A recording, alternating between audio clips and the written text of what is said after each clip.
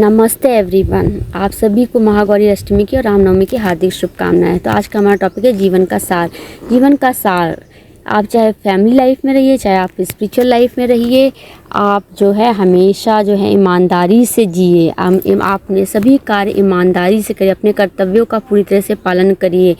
भोजन जो है आप सही तरीके से लीजिए, क्योंकि भोजन का प्रभाव सबसे ज़्यादा फिजिकल बॉडी पे पड़ता है। तो भोजन में आप सात्विक भोजन करिए, एक नियम बनाइए, एक दिनचर्या, एक टाइम टेबल को फॉलो करिए, वॉक करिए, क्योंकि हर वक्त काम करते रहने से नहीं होता है। काम करने के साथ आप वॉक करिए और अपनी सेहत का विशेष ध्यान रखिए, चाहे वो बच्चा हो, चाहे वो यंग हो, चाहे वो वृद्धावस्था में हो। हर प्रकार की उम्र के लोगों को अपनी सेहत का विशेष ध्यान रखना है। आप जो है दूसरों की मदद ज़रूर करिए। ये नहीं कि आप दूसरों की मदद नहीं करें। कोई आपके पास मदद के लिए आता है तो उसकी मदद ज़रूर करिए। ये ईश्वर कहता है कि आप यदि दूसरों की मदद करेंगे तो आपको भी हमेशा मदद मिलेगी। और खाने पीने में विशेष ध्यान रखिए, सात्विक भोजन को फॉलो करिए। कुछ गंदी आदतें नहीं होनी चाहिए कि आप सिगरेट पी रहे हैं या आप ड्रिंक कर रहे हैं या आप पान मसाला खा रहे हैं, तो ये सब बातें नहीं होनी चाहिए।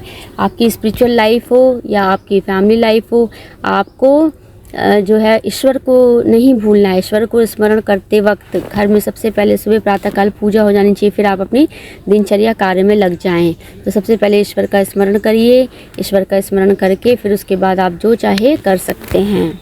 और जीवन का सार यही है कि अब मैंने इतने वीडियोस, अब मोर देन 1500 वीडियोस मैंने पोस्ट किए हैं, अलग अलग टॉपिक पे आपको बताए हैं। सभी का सार यही है कि आपको जीवन दिया है ईश्वर ने जीने के लिए, तो आपको जीना ही है।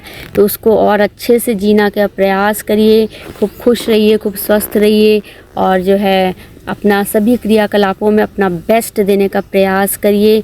घर में खाना है स्वयं बनाइए, घर में खाना स्वयं बनाना चाहिए। परिवारजनों के लिए मिल के खाना बनाएं और खाएं, और हमेशा खाना सर्व करें तो खूब अच्छी भावना से करें।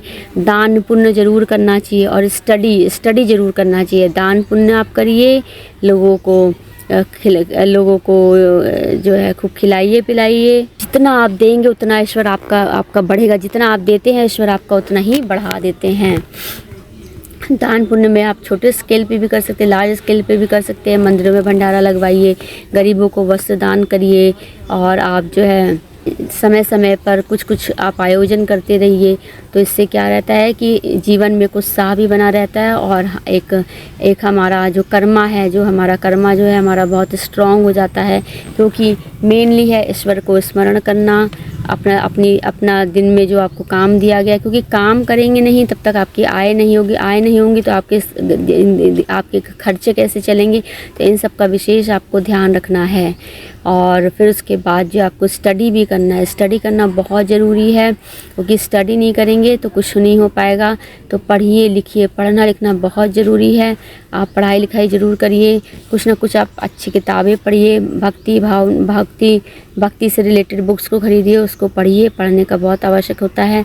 समय समय पर तीज त्यौहार आते रहते हैं, वो सब मनाइए आप और खूब खुश रहिए। यही जीवन का सार है और इसी तरह से जीवन बिताते रहिए। और ईश्वर से कहिए कि ईश्वर में आपको विलीन होना है या ईश्वर आपको मोक्ष की प्राप्ति का, तो उसके लिए आपको अलग लाइफ पैटर्न यूज़ करना पड़ेगा। सबसे बेस्ट यही है कि आप खुश रहिए, दूसरों को खुश रखिए और सबसे एक अच्छे व्यवहार से जिए और जो है जप करिए, पूजा करिए और जो है जितना अच्छा हो सके, जितना अच्छा बन सके उतना आप सब लोग करिए। Thank you everyone. नमस्ते एवरीवन।